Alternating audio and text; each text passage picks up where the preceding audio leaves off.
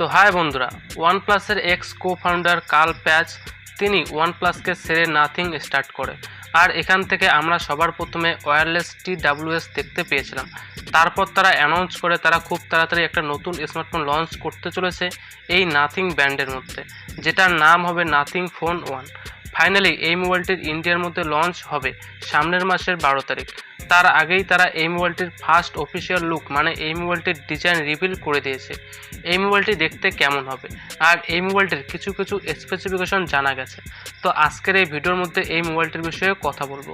তো সব কিছু জানার জন্য ভিডিওটিকে শেষ পর্যন্ত দেখতে হবে স্কিপ না করে। আর চ্যানেলটিতে প্রথমবার এসে তাহলে চ্যানেলটিকে সাবস্ক্রাইব করে দিও। তো সবার প্রথমে কথা বলবো এই নাথিং ফোন 1-এর ডিজাইনকে নিয়ে। তো দেখো বন্ধুরা, এই মোবাইলটি সম্পূর্ণভাবে নতুন ডিজাইনের সাথে আসবে। আর আমার মনে হয় এই মোবাইলটি একটু ইন্সপায়ার হবে আইফোন 12-এর সাথে।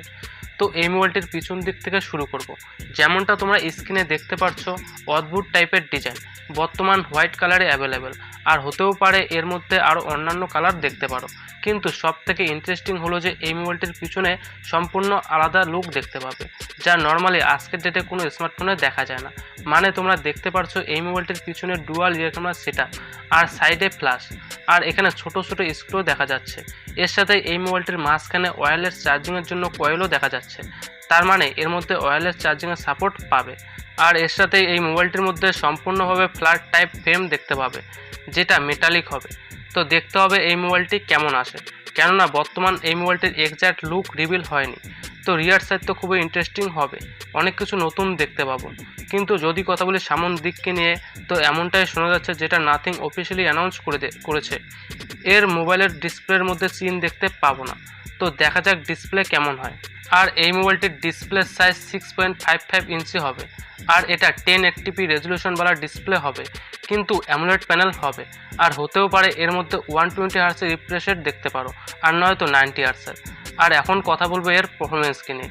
তো এমনটাই শোনা যাচ্ছে এই মোবাইলটি Snapdragon 7Gen 1 চিপসেটের সাথে দেখতে পাবো, যেটা একটা লেটেস্ট চিপসেট, যেখানে অনেক ভালো পারফরমেন্স পেয়ে যাবে।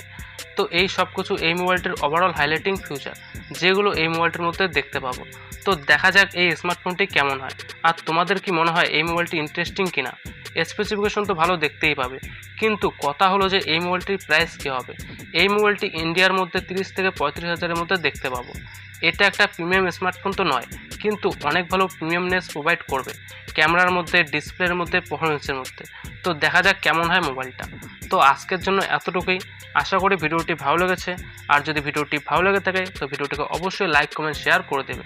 আর তোমরা কি মনে করো এই মোবাইলটিকে নিয়ে, তোমরা নিচে কমেন্টস করে অবশ্যই বলবে।